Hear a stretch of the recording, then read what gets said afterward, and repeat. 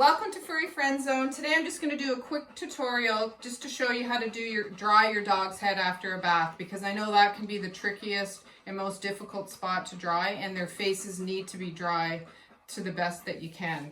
So here we go. So if you have a dryer that's got different speeds, I would keep it on the lowest speed just to start off, just to see how the dog's doing with the dryer. And then a variable speed dryer obviously would be the best. If you're at home and you're using just your hand dryer, make sure it's on cool, and it'll take a while longer with a hand dryer, a human dryer, but just make sure that the dryer's on a low speed. And what I do is, once the dryer's on, it's hard to talk when the dryer's on, so I'll explain it now. When you're doing their ears, like see how the ear is really, really wet in there? That has to be dry. So what I do is I cover up the ear canal with my hand, and then I'll dry in here like this. Just make sure that you don't take the dryer and blow it right into their ear, because that can hurt them, and it's very, very loud. And then when you're doing the top, hold the ear down and dry. Same thing all the way across, and just make sure that the dryer's not going into their ear. And then when you're doing their eyes, just kind of cover up their eyes and make sure that the dryer doesn't blow right into their eyeball, because that's not going to be very pleasant either. And then same with underneath their chin. Just make sure that you've got their face protected and you're going under here.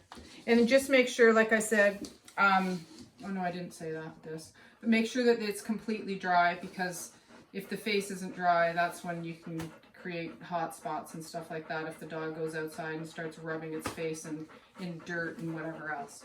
So hopefully that helps, and just do it slowly and on a low speed, and the dog will eventually get used to it. Some don't, but most will. And another tip too is this dryer, you can take the nozzle off, and then when you have the dryer on, it actually reduces the strength again. So then I can just keep it on low and then just dry it like that.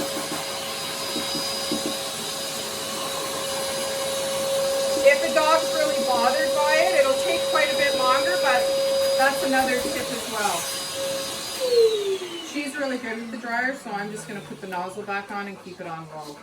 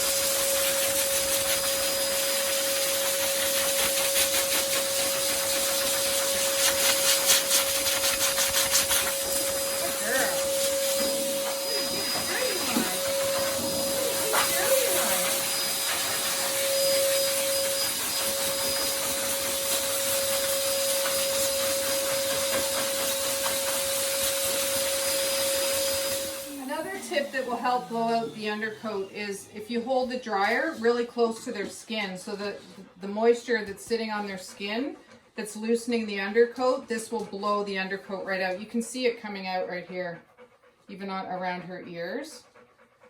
And see, look at her ear is still really, really wet. So you just have to make sure that all gets really, really dry.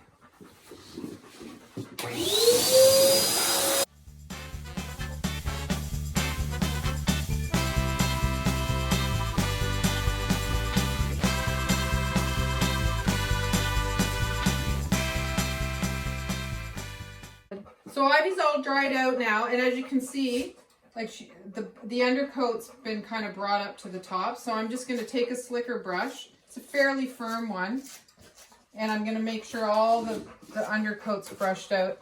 And retrievers, like most dogs, tend to get mats behind their ears. Sometimes retrievers get them really, really close to the skin and you have to shave them out. She doesn't have any right now, which is great. So we don't have to shave. And this is just gonna brush out all the undercoat.